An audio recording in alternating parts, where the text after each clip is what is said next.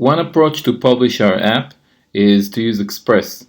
And in order to use Express, what we need to do is we need to add Express to our modules. So yarn add minus developer flag and Express.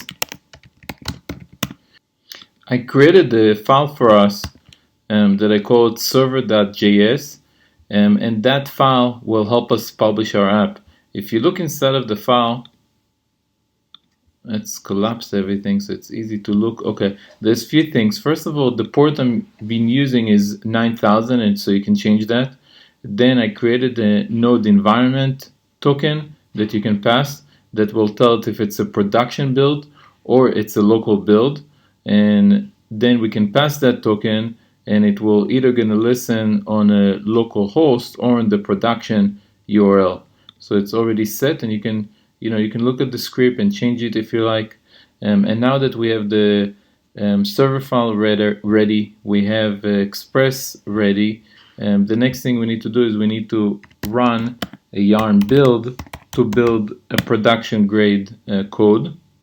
Next, we need to create our node environment. So on a Mac, the command is going to be export node whatever our token is. On a PC, if you're on a PC, it's the same. You just use set. On a Mac, it's export.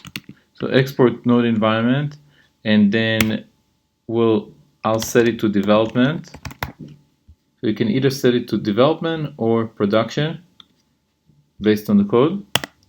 And now that we have our token set, we can just type in node server.js.